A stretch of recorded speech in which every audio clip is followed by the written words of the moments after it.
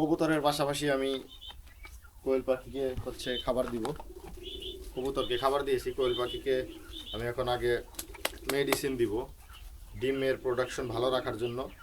রেনাসল AD3, এটা হচ্ছে আমি একটু পরিমাণ মতো দিব, কারণ নিয়ম হচ্ছে 1 লিটার পানিতে 1 গ্রাম করে দেওয়ার।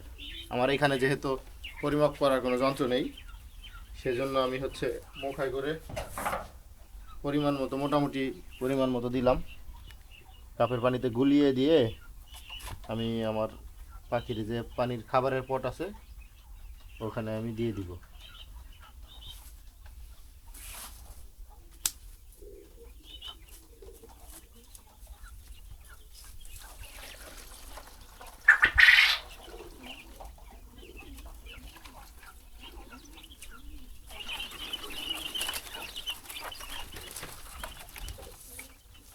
আমি আর একটু পানি দিয়ে দিই, এখানে দিয়ে একটু নাড়া দিয়ে দিব, কারণ পানি একটু কম কম হয়ে গেছে।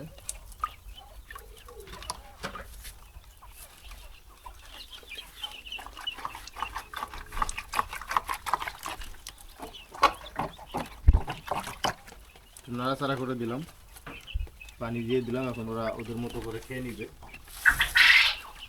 এখন আমি খাবারটা দিয়ে দিব।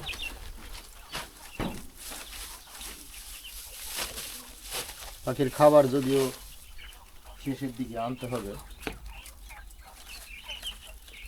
আপনারা দেখেন খাবারটা দেওয়ার সাথে সাথে পাখি কীরকম করে খায়।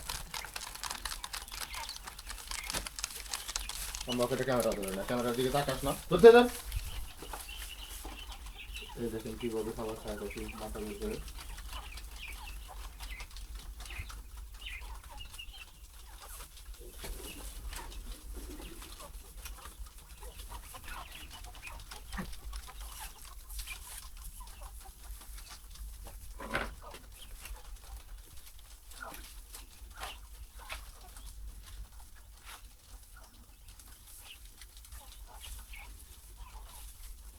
দেখেন কিভাবে খাবার খাচ্ছে, আপনাদেরকে দেখাই।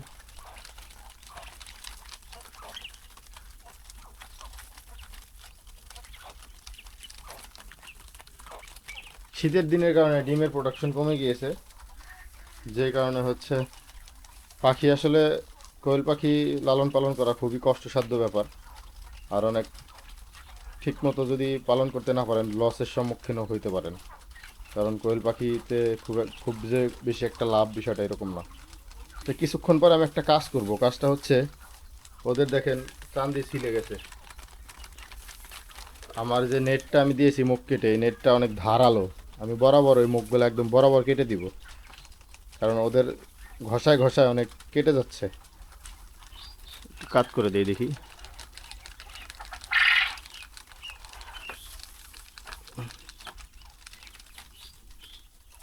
কোয়েল পাখির পানি এবং খাবার দেওয়া শেষ, কবুতরের পায়ে লেস লাগানো শেষ। এই আজকের ভিডিও এই পর্যন্তই, আর বেশি বড় করব না। সকলে ভালো থাকবেন, সুস্থ থাকবেন, আর অবশ্যই দোয়া করবেন আল্লাহ তাআলা যেন আমার খামারে বারাকা দান করেন। আল্লাহ হাফেজ।